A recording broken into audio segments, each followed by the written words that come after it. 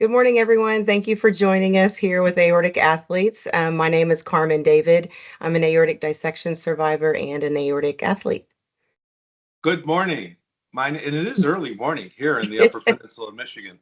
Uh, my name is Jack Crow. I'm also an aortic dissection survivor, and I'm an aortic athlete. Well, we're so glad to see you all this morning. Jack, how was your holiday? It was great, and now I'm up in the Upper Peninsula where it's cold, and I think it's snowing in Cleveland, where we're going to be talking to some folks in a minute. How Yeah, about you, well, Carmen? it's too cold here, and I'm ready for the break to be over and looking forward to the kids going back to school. But Good. mostly, we're looking forward this morning to starting the year right with two outstanding aortic experts that we're going to be able to interview today. That's right. And before we do that, we have a little bit of business. First, I want you all to click like so that AI sends this video to more people with aortic disease and aortic athletes out in the community. And we also invite you all to join Aortic Athletes online on Facebook. We have over 1,000 members from around the world. Our motto is don't quit, adapt.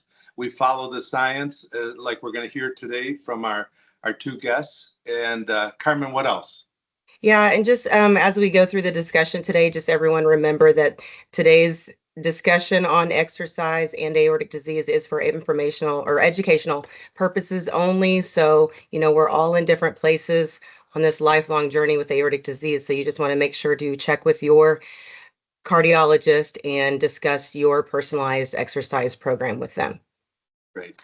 And I feel a little bit like this morning is old home week for me because we're actually going to be talking to Dr. Caputo and Dr. Vargo, who are my cardio surgical team at Cleveland Clinic. After I dissected about 4 years ago, 6 months later, I needed an aortic arch repair. So my ascending had been fixed, and I came to Dr. Vargo, and he fixed me up. Maybe we'll talk a little bit about how I quote unquote trained for open heart surgery. If that's a thing or not, we'll see. I want to introduce Dr. Francis Caputo, who's the vascular surgery director at Cleveland Clinic, and Dr. Patrick Vargo, who's a cardio and aortic surgeon at Cleveland Clinic. And that means we have a unique opportunity today to hear from experts in both ascending and descending aortic disease. And so I just want to welcome Dr. Caputo and Dr. Vargo. Why don't we give you guys a few minutes to tell us about your practice, tell us about your each of your particular focus, and then maybe just say a word about how you two work as a team.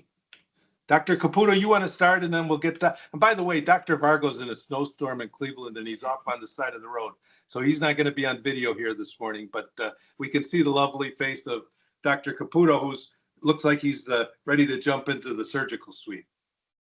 Hi, everybody. My name is Frank Caputo. As mentioned, Jack mentioned, I'm the vascular surgery director of the Aortic Center, as well as the program director here at the Department of Vascular Surgery at the Cleveland Clinic. And largely my practice is dealing with aortic issues, including dissections and aneurysms of the abdominal and the thoracoabdominal region. And we'll get more into this when we mention the team approach.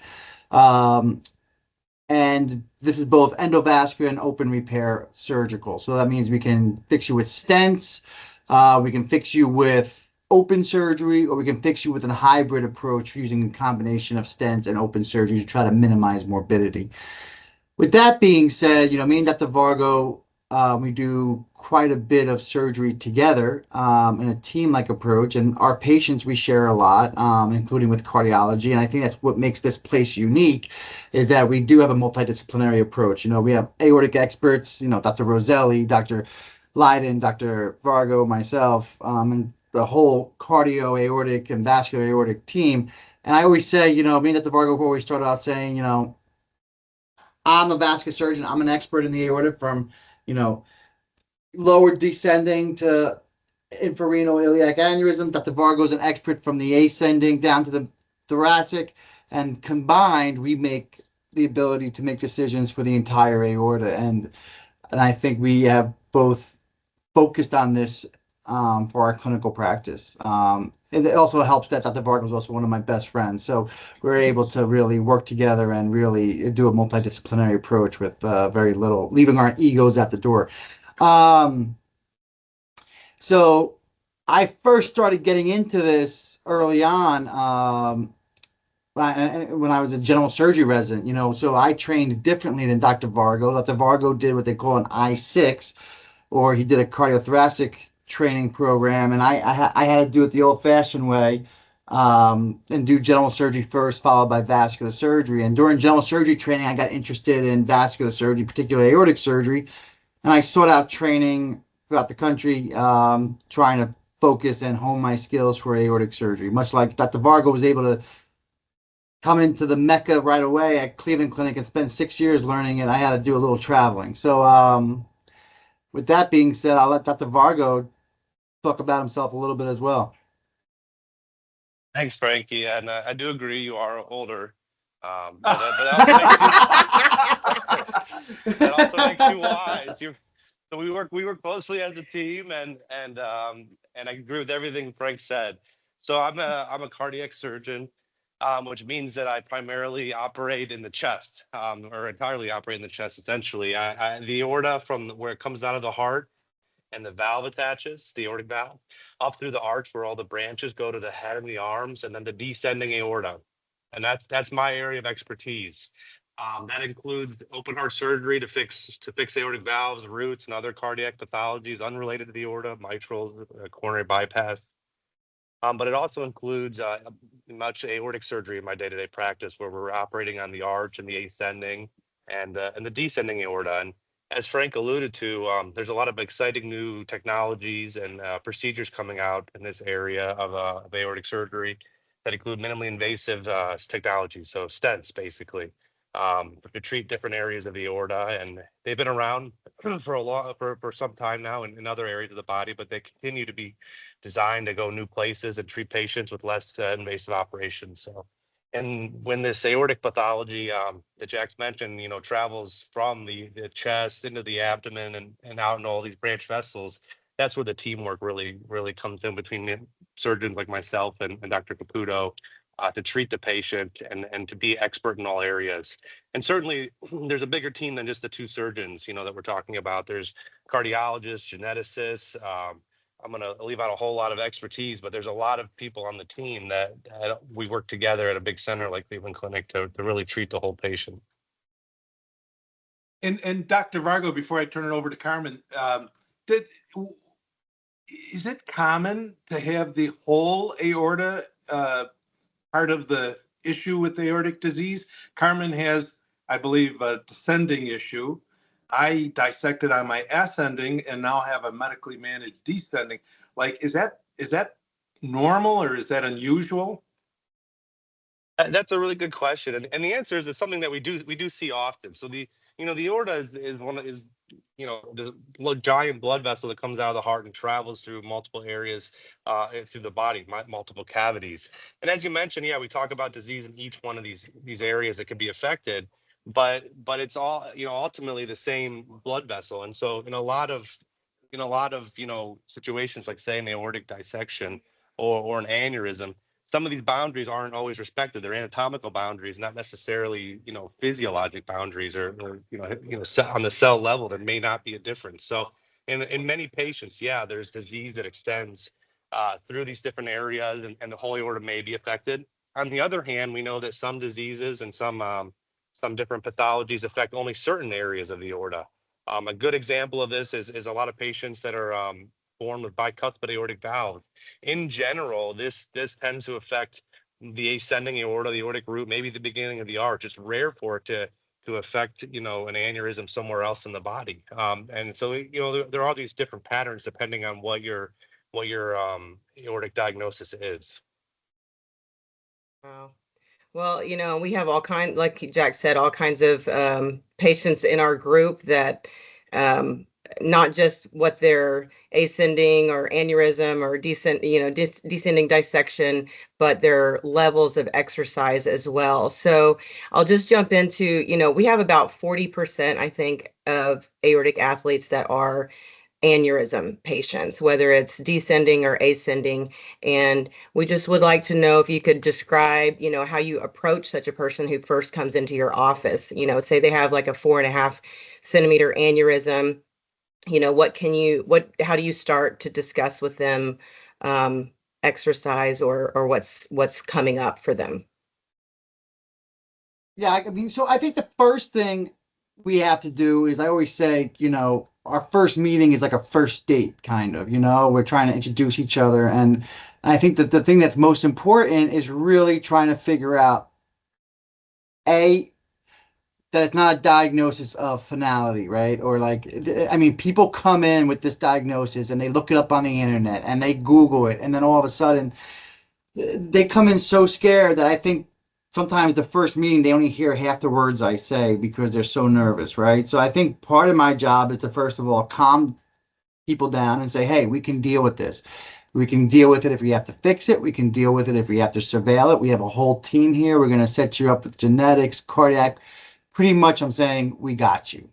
And I think that is a lot of times it's a sign of relief. So if you have a 4.5 centimeter aneurysm, right, depending on where it's at, and depending on if you're a female, because gender does play a lot of role, and depending on what kind of shape in it, we might have to recommend screening of a year, depending on the size, and or 6 months, or say, hey, at 5 centimeters in a female, if it's an infrarenal aneurysm and you're healthy, we may consider fixing it, right? So it all depends on who you are and the size. Now, people don't mind when we start talking about operative repair because then we know what's getting fixed, right? So that a lot of patients don't mind when we start discussing that because we have a plan in place, right? It's very easy at that point. We're going to get you risk stratified with cardiology.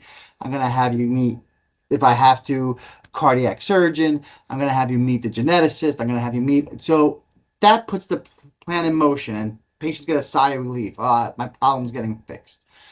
The hard part is the patient that I say, you know what? I'm going to check you again in 6 months. There's no indication for surgery at this point, right? Because aneurysm surgery, deciding it is not that it's easy, but it's all about risk benefit, right? It's all about what is the risk of this aneurysm having it to me versus what is the risk of surgery. And we know at a certain point that the risk of surgery is higher than the risk of having an aneurysm. And we wait for that balance or that inflection point to happen to where the risk of having the aneurysm is greater than the risk of surgery. So that means that we are doing some good for you. And it's those patients that need some counseling, right? So most of my patients are not triathletes or Ironman or powerlifting or professional wrestlers or anything like that, right? So a lot of it I don't have to, I mean, the hard part for me is getting people to be active, right? So I want people to know that this just having this diagnosis means that you shouldn't go um, live in a cardboard box or go live in a box and play video games all day because that's not good for your health either, right? So I usually first start off by just saying, well, how healthy are you at baseline? Do you smoke? We should probably stop smoking. Are you overweight? We should probably talk about getting you back in shape a little bit. How are we going to do that? Let's just why don't we just try to go for a walk? Why don't we go 10-minute walk? I mean, most of my patients are not even doing that, right? So I think it's easy things like that. And they're like, okay, so to me, the hard part is the person that is the active person that all of a sudden can't do what they used to do. What do you think, Patrick? Yeah, so I think that I agree. So the kind of what I think you were saying, what I always say or think about is that when I'm meeting a patient with a diagnosis of an aneurysm or any diagnosis, but the issue is there, as a surgeon, is there something to operate on? Is this time to do surgery? And that's an individualized discussion. So things like where is the aneurysm at the given size we're talking about? What gender? What are the risk factors? What's the family history? Do you have someone in your family that dissected and we knew how big it was? So the aneurysm prior to dissecting. So these are all discussions that drive whether or not it's time to operate. Are you symptomatic? Are you having pain? Is it attributable to the aneurysm or something else? So So that's a lot of the first time, we sit down with a new diagnosis, or first time each other to discuss the diagnosis. In terms about, what to do when it's not big enough to operate. So as Frank mentioned, oftentimes they're at a smaller size, and you mentioned maybe a 4 or something, a lower size than what often meets indication, depending on what we're talking about. In those situations, yeah, it's becomes a discussion of what can we do to make you healthier? What can we do to lower the risk of this thing from growing or from rupturing?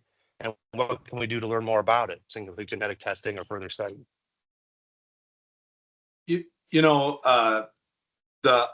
we did a survey of our aortic athletes, and Dr. Caputo, you mentioned that people are like the deer in the headlights on your first meeting. 70% of people who join our group are afraid to exercise. So it's almost a similar kind of issue. And when we ask what kind of activities do you engage in, the number one activity of aortic athletes is walking. And we always, say, well, if walking is great, and maybe even just incrementally increasing the pace of your walk is the right place for you to start. But I was wondering what, if you're getting closer to surgery, is there anything people can do to prepare for open heart surgery? Let's say they're now at a 5.0 or something, and you guys determine that we're going to do surgery in the next 3 months or so. Is there anything a person can do to prepare themselves so that they have a better outcome, whether it's surgically or post-surgery when they go to cardio rehab?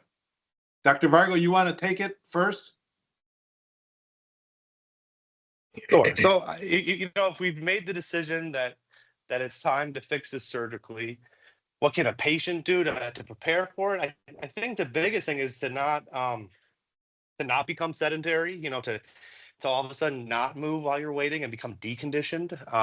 Continue to eat healthy and to try and maintain a healthy weight and everything. I think is important. Oftentimes I do counsel patients. If we're talking about an aneurysm and the aorta is big enough that we're going to fix it, to definitely scale back on those risk factors, things like activities with higher heart rate and lifting heavy things, especially until we fix it. But that doesn't mean to be sedentary. You can be up and about and be moderately walking around, things like that. And then it's the other part of it is, yeah, modifiable risk factors. So working with anesthesia teams, working with preoperative testing, make sure we're addressing any kind of comorbidity. So other things going on in their health that can make them a lower risk candidate if they treat it better. So if you have poorly controlled asthma, to see a pulmonologist and kind of get that taken care of, or if you have other health things going on to try and optimize those while we get you ready for surgery. I don't know, Frank, what do you do?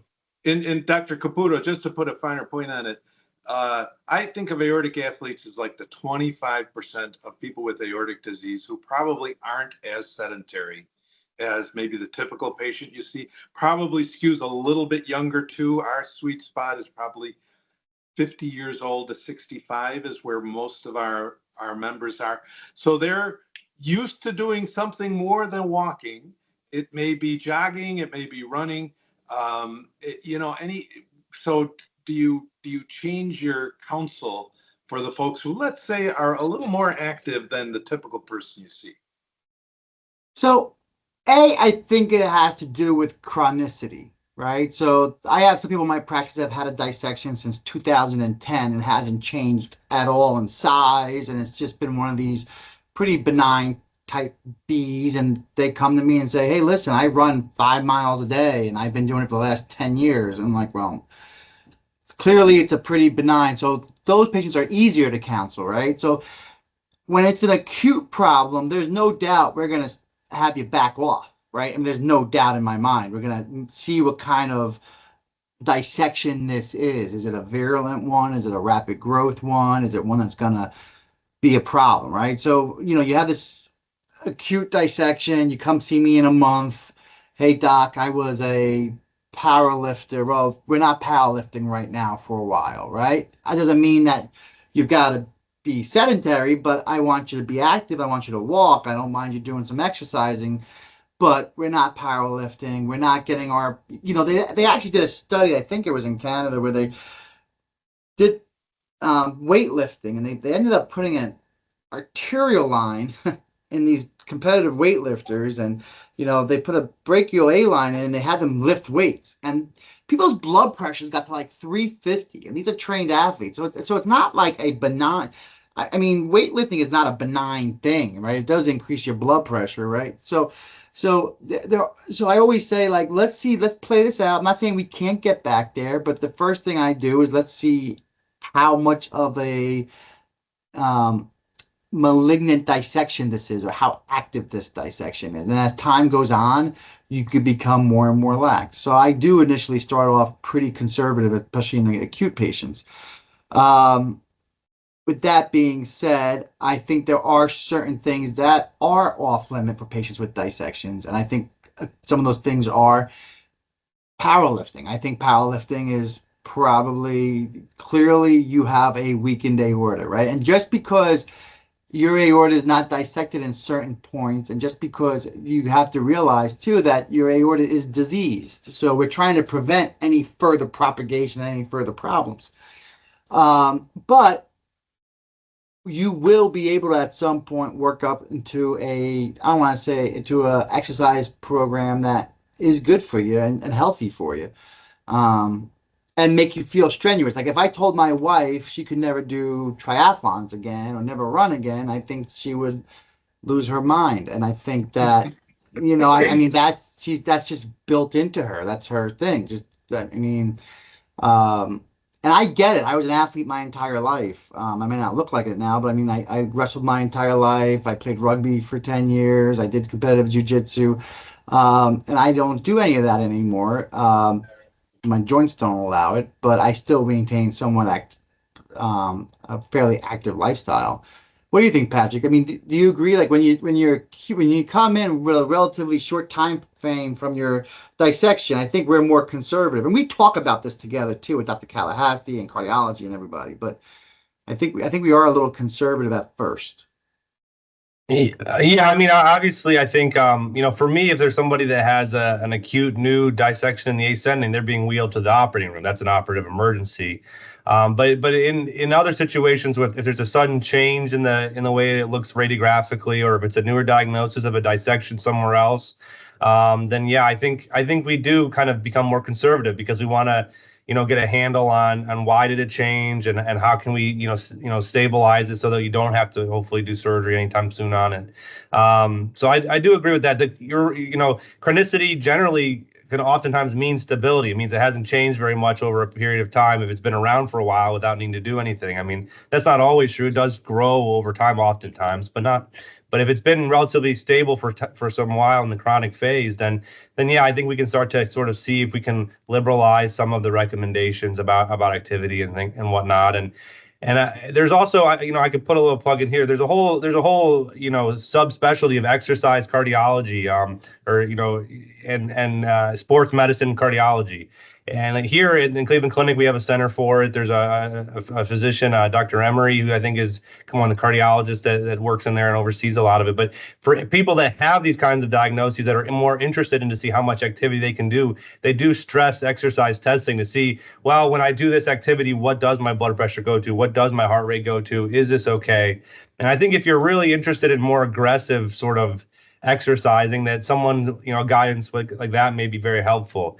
But for the person that is just sort of coming to terms with a newer diagnosis, yeah, I think we are a little bit more conservative about what we tend to recommend until we sort of see, is this changing rapidly? Do we need to intervene on it, or is it a relatively stable situation in terms of how the aneurysm is behaving?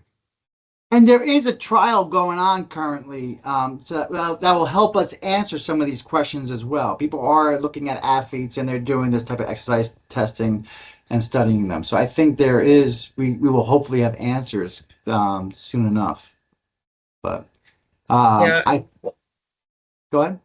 I was just saying, I'm glad that you guys mentioned all that, because I know a lot of times, I think for years, since mine's been almost 10 years now, I've kind of counseled people to say, things can change over time. And then, of course, our motto is to, don't quit, to adapt, because so many are just so fearful to get started again, or whether they've been sedentary to start at all or to just get active again.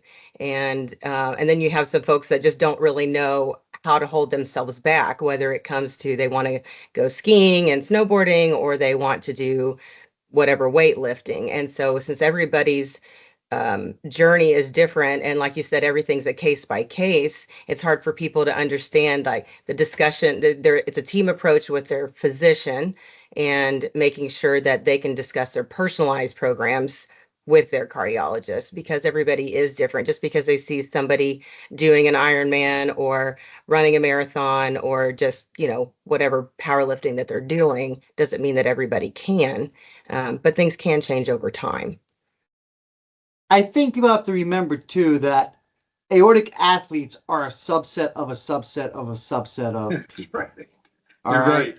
All right. So most people that end up with aortic issues, with the exception of genetics, have had some lifestyle things going on that can be modified, right? So a lot of patients that had a previous history of hypertension, of smoking, of all these things that usually sometimes a dissection might be a wake-up call to them. They say, now it's time I got to get healthy. And the last thing I want to say is, oh, go run a marathon, right? So what I'm going to say is, hey, here we go. We're going to get you to stop smoking. We're going to get you to lose weight and get healthy. Someone asked me, as people are approaching surgery, like say we're planning on surgery the next year, we're doing quicker surveillance. What is the number one thing I can do to make myself healthy? I'm like, get to an ideal body weight, because it just makes the surgery not easier, but the morbidity of the surgery, of having that extra weight on you, gets diminished quite a bit. So I mean, for me, the most important things, you guys are like the American Gladiators. Remember American Gladiators? So the TV show. You might be too young, Dr. Vargo, to remember the American No, I Gladiators. remember Laser and Blazer and all All of right, them. there you go. Those are the reindeers. But I think you guys are like role models, like idols, like, oh my God, right? So I think your job is to help counsel people on saying, hey, this is how I got here, but I didn't just get here. Like, Yeah. I got healthy first. I started walking. I started walking towards 10,000 steps a day. I started closing my health ring on my phone, listening to like the cardiologist, just seeing the doctor on a regular basis. I know many patients get lost to follow up that have dissections. I mean, I have so many patients that I haven't seen in 5 years. I forgot about it, doc. So in those patients, you can't offer any advice really, because you can't follow their progress or their dissection. You can't follow it.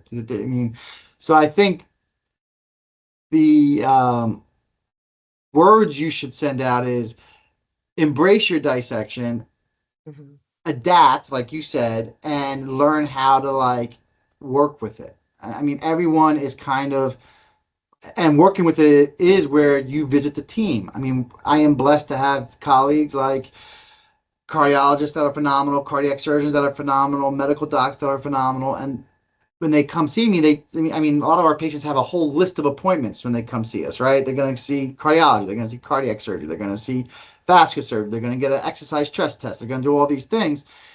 And when that's all said and done, we all come together and talk about everybody. So I think by just embracing your dissection, seeing your doctors, taking care of yourself, can kind of start leading you to becoming an aortic athlete.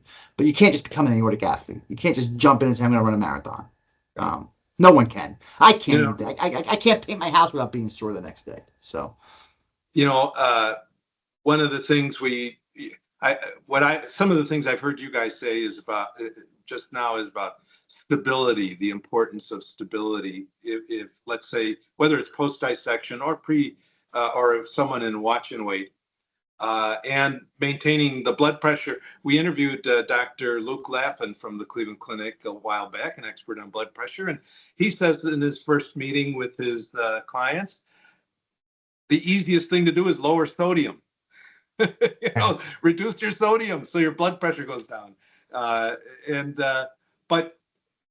But many of our aortic athletes, let's say the ones in watch and wait, I have to confess that the medical profession is not on the same page about what they should or shouldn't be doing. I'll give you an example.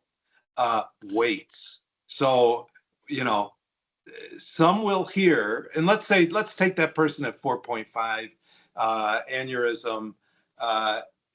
Some of them will hear, you can't lift more than 10 pounds for the rest of your life.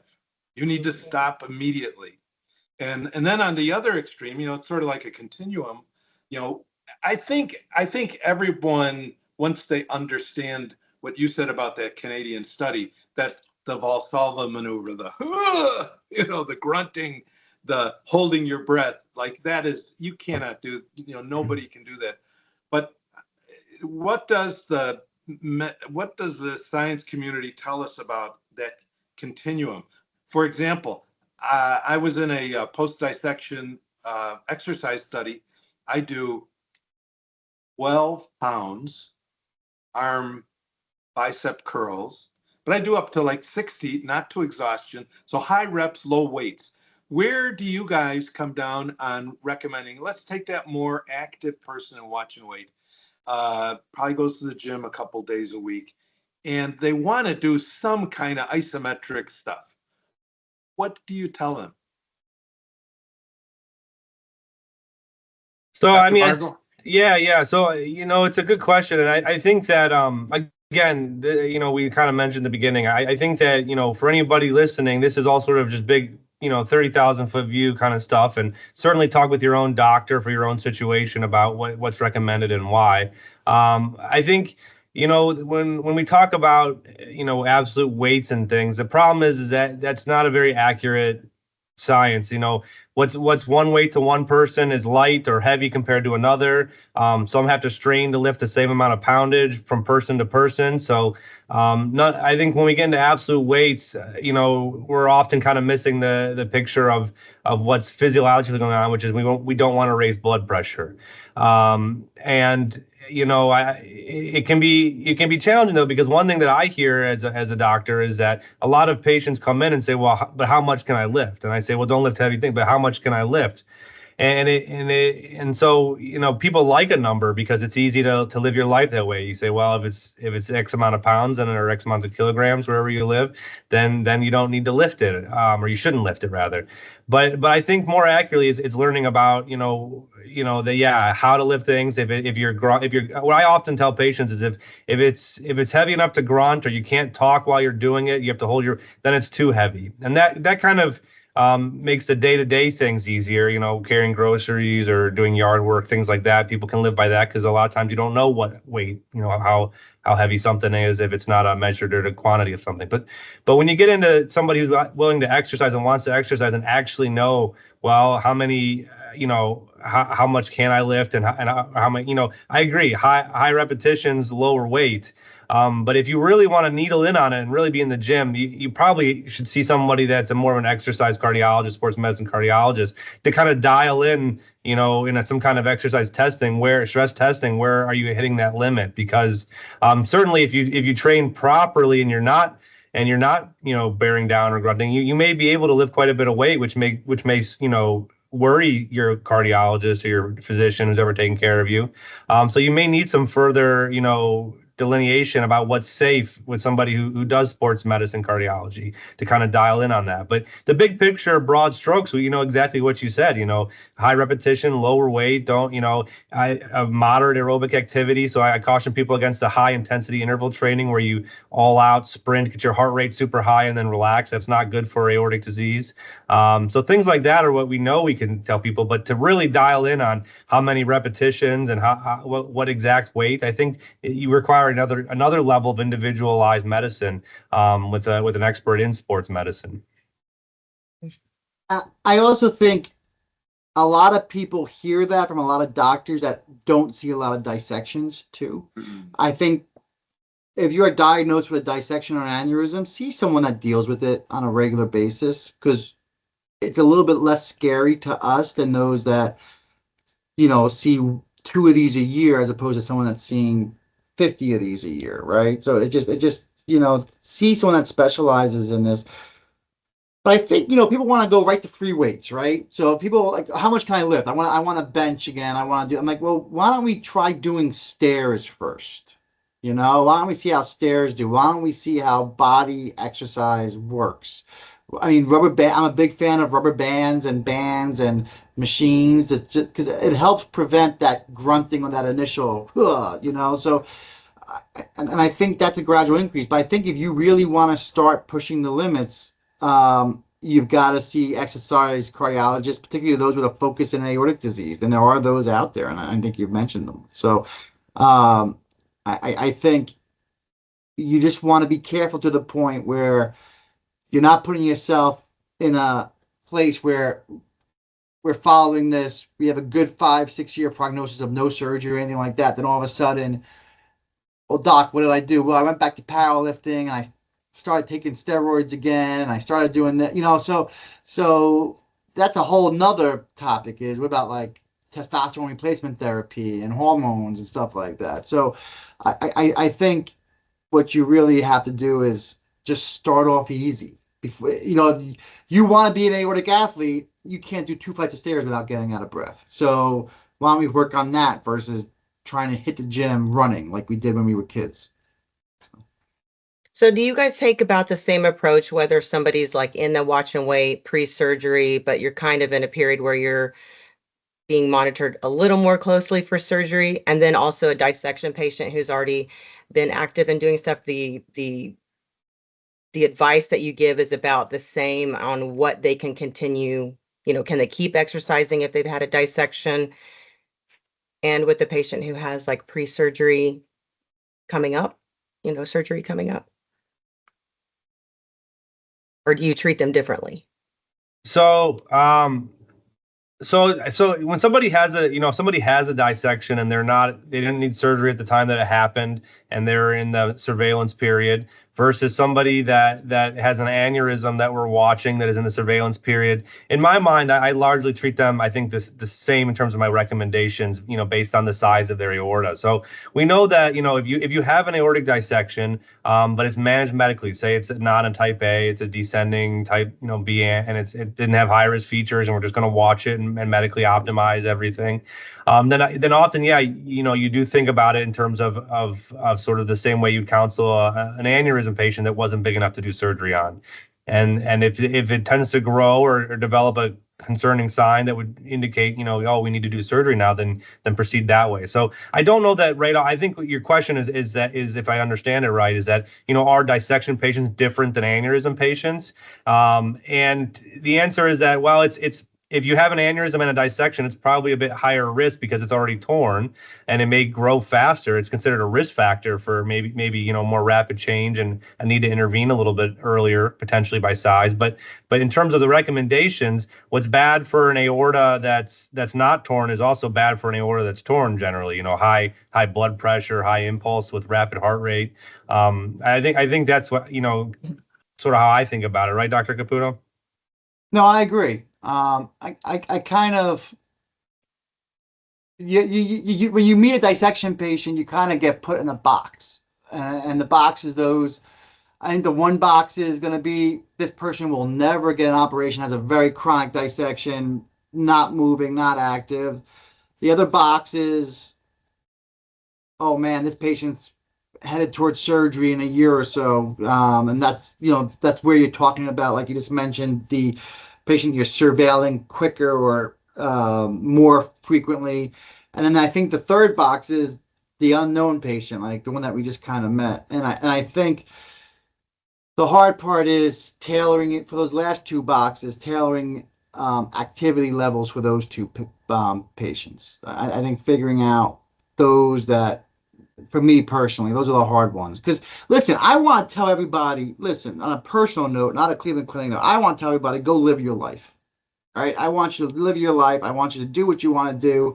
I have patients that are afraid to have sex. I mean, I'm being dead. I mean, no one talks about it, but I have patients that have asked me a year and a half out from their dissection, is it okay if I start having sex again? I mean, so those are the extremes. And from a person, I want people just to go back and live their life. But as a physician, I also have to help guide you through this and say, listen, you can do this and this, but you can't do this anymore, right?